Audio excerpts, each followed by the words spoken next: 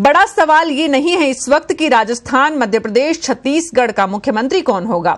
उससे भी बड़ा सवाल ये है कि जो भी मुख्यमंत्री बनेगा उस मुख्यमंत्री के सिर पर ये ताज कांटों का होगा। कैसे? राजस्थान सहित मध्य प्रदेश और छत्तीसगढ़, खास करके राजस्थान और मध्य प्रदेश में मुख्यमंत्रियों के सिर पर क्यों कांटों भरा ताज होगा? मुख्यमंत्री बनने के साथ ही कौन सा दबाव होगा? कैसे आने वाले दिनों में उन्हें बड़ी चुनौतियों का सामना करना पड़ेगा और ऐसे में उन चुनौतियों के साथ क्या वादे जो जनता से किए गए हैं वो पूरे कर पाएंगे? ये दबाव भी बड़ा होगा और जवाब उनको देना होगा, क्योंकि इस बार जनता के मैंडेट ने साफ कर दिया है कि वो परिणाम सरकार से भी चाहती है। क्या तलवार की धार पर है नए मुख्यमंत्री? धड़ों में बटी कांग्रेस में कैसे हो पाएगा एका? कैसे हो पाएगी मंत्रिमंडल में सोशल इंजीनियरिंग? जनता की उम्मीदों पर कितना खरा उतरेगी सरकार? क्या 10 दिन में किसानों की कर्ज माफी कर पाएगी सरकार? बेरोजगारी के मसले पर क्या होगा नई सरकार का फैसला? मजबूत विपक्ष का सामना कर पाएगी सरकार? क्या जीत का यह सिलसिला लोकसभा में और बढ़ेगा? बेलगाम नौकरशाही पर कैसे लग पाएगी लगाम? बंद पड़ी योजनाएं क्या फिर हो पाएंगी शुरू? जो भी वादे किए थे उन सब के लिए राहुल जी ने अपने संबोधनों में समय सीमा भी पूरा करने के लिए निर्धारित की थी। किसानों का कर्ज माफी के लिए उन्होंने स्पष्ट रूप से कहा है कि जिस दिन चीफ मिनिस्टर शपथ लेंगे गिनती करो, 10 दिन से आगे नहीं बढ़ेंगे, 10 दिन के अंदर हर हालत में किसान का कर्ज माफ करना होगा। अगर कोई चीफ मिनिस्टर नहीं करेंगे तो उसे चीफ मिनिस्ट्री से हटा देंगे। सुना आपने कांग्रेस के वरिष्ठ नेता क्या कह रहे हैं? संकेत साफ है।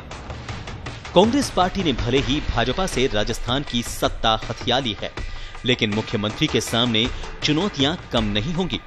गहलोत सरकार का पिछला कार्यकाल भी कम चुनौतियों से भरा नहीं रहा।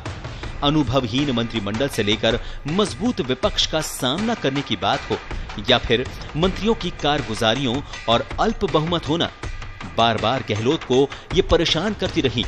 इस बार भी कांग्रेस सत्ता में है और चुनौतियां पिछली बार से कहीं ज्यादा।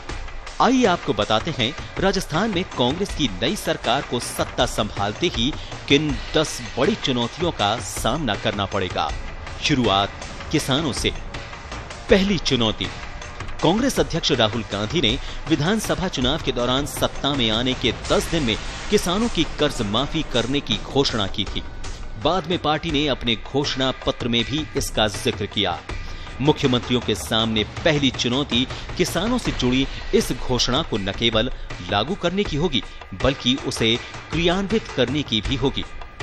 दूसरी चुनौती, कर्ज माफी के लिए वित्त प्रबंध का भी बड़ा सवाल है। वो ये है कि किसानों का ये कर्ज किस स्तर पर होगा और इसके लिए धन कैसे जुटाया जाएगा। विपक्ष में रहते भाजपा पर किसानों की उपेक्षा का आरोप लगाते रहने वाली कांग्रेस के लिए अब सबसे बड़ा काम यही होगा कि इस चुनावी वादे को अमल में लाए। तीसरी चुनौती, मुख्यमंत्री की शपथ लेने के साथ ही मंत्रिमंडल में सोशल इंजीनियरिंग का फॉर्मूला लागू करने की भी बड़ी चुनौती है। वरिष्ठता और अनुभव के साथ साथ नए खून को साथ लेने का नई सरकार में किस तरह से प्रयास होगा ये देखना है। कांग्रेस के पास सिर्फ बहुमत लायक ही संख्या बल है। ऐसे में निर्दलीयों और अन्य का साथ लेना मजबूरी हो जाएगी। इनमें से सबको संतुष्ट कर कैसे तालमेल किया जाता है ये भी मुख्यमंत्री के सामने चुनौती रहने वाली है। चौथी चुनौती, सिर्फ संख्या बल बहुमत लायक रखना ही नहीं बल्कि सरकार में अस्थिरता का माहौल न बन पाए इसके भी नए मुख्यमंत्री को प्रयास करने होंगे। पिछले अनुभव भी बताते हैं कि संख्या बल में कमी के कारण पूर्ववर्ती कांग्रेस सरकार को कई तरह के दबावों का सामना करना पड़ा था। पांचवी चुनौती, अगले साल ही लोकसभा के चुनाव होने हैं।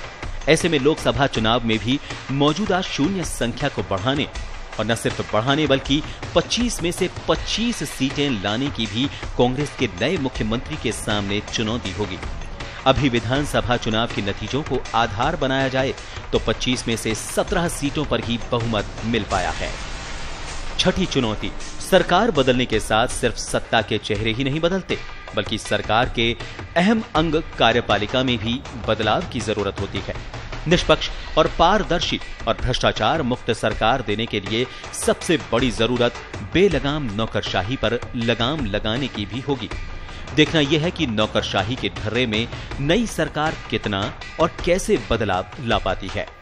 7वीं चुनौती, कांग्रेस पूरे 5 साल आरोप लगाती रही कि राज्य की भाजपा सरकार ने उनकी तरफ से चलाई गई पुरानी योजनाओं को या तो बंद कर दिया या फिर नाम बदल दिया। इनमें मुख्यमंत्री निःशुल्क दवा योजना और पेंशन योजना प्रमुख हैं। इन योजनाओं को पुनर्जीवित करने की भी बड़ी चुनौती मुख्यमंत्री के सामने आने वाली है। 8वीं चुनौती, रिफाइनरी और राजधानी में मेट्रो ट्रेन कांग्रेस सरकार का ड्रीम प्रोजेक्ट रहा है। भाजपा शासन में इन परियोजनाओं पर ठोस काम नहीं हो सका। अब मुख्यमंत्री के सामने ये भी बड़ी चुनौती होगी कि इन योजनाओं को नए सिरे से कैसे लागू किया जाए। 9वीं चुनौती, बेरोजगारी का मुद्दा काफी अहम है। जिन युवाओं के विश्वास के दम पर कांग्रेस सत्ता में आई है, उनके इस भरोसे पर खरा उतरने की भी बड़ी चुनौती रहने वाली है। लोकसभा चुनाव से पहले ही सरकार को बेरोजगारों को रोजगार के बड़े काम करने होंगे। 10वीं चुनौती, सबसे बड़ी चुनौती यह भी है कि पिछली भाजपा सरकार पर भ्रष्टाचार के आरोप लगाते रहने वाली कांग्रेस अब क्या सत्ता में आते ही भाजपा सरकार के खिलाफ इन आरोपों की जांच कराएगी या सब दाखिल दफ्तर हो जाएगा। हर बार चुनाव आते हैं, सरकारें भी आती हैं और जाती रहती हैं, कायम रहती है तो सिर्फ जनता की उम्मीदें। सरकार एक बार बनती है और उम्मीदें पूरे 5 साल कायम रहती हैं।